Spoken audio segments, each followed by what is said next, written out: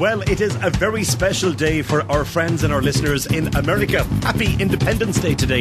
It's Monday, July the 4th, and you're welcome to GSFM. There's a little bit of an American twist about today, as you can imagine. Absolutely. 1776, on this very day, the amended Declaration of Independence, prepared by Thomas Jefferson, was approved and signed by John Hancock. He was the president of the Continental Congress in America at the time. So happy Independence Day, one and all, in America and Americans across the world. 1886, on this day, the first rodeo in America was held at Prescott, Arizona. In 1934, boxer Joe Louis won his first professional fight on this day. A name synonymous with radio in America over the last number of decades. 1970, on this day, Casey Kasem hosted radio's American Top 40 for the first time. 1976, the US celebrated its bicentennial.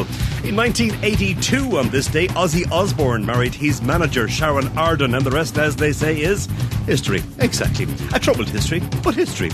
2004, in New York, the cornerstone of the Freedom Tower was laid on the former World Trade Center site. And in 2009, on this day, the Statue of Liberty's crown reopened to visitors. It had been closed to the public since 2001. So there we go. Some happenings down through the years on this, the 4th of July. No GSFM friends that I am aware of celebrating a birthday today. So we say happy birthday to some people who are still with us, who are famous. But some people gone ahead too. Calvin Coolidge, for instance, was born on this day in 1872. He was the 30th president of the US. Louis Armstrong, born in 1900. Bill Withers, who sang about a lovely day many, many years ago, 1938. Geraldo Rivera was born in 1943. And John Waite was born in 1955. So there we go. Happy birthdays to one and all on this, the 4th of July. Nobody invites me. That is our mystery voice, and I said that I would give you a clue today if nobody had guessed who it was. Now, there's no point telling you how we know the man and so on and so forth. What I will tell you is that little clip was taken from an interview with Larry King, and Larry had asked him why we don't see so much of you in public and why we don't see you being interviewed and hear about you being interviewed. And he said, well, nobody invites me. That's what it was all about. Nobody invites me. Such a big star. Many people didn't think that he'd grant an interview. Nobody invites me. So go on now, tell us, who do you think it is? We'd love to hear from you. Don't forget, by the way, we're gearing up and readying ourselves for our trip to Silverstone at the weekend. Can't wait for that.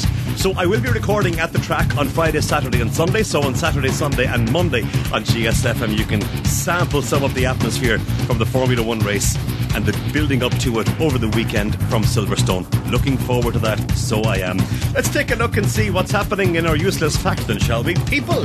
Oh yes, I asked you about what nation owns the most pets. It was France. Yeah, France. People in France own more pets in the world per person than any other country. I thought it would have been like England or America or somewhere like that. Anyway, tomorrow, how far do we walk to make our bed? What do you mean? Well, we'll tell you tomorrow. Have a super Monday. Enjoy Independence Day if you're in America or an American. And we'll see you tomorrow for Tuesday's GSFM. Until then, from me, Jer Sweeney, and the entire crew at International Headquarters. Bye-bye now.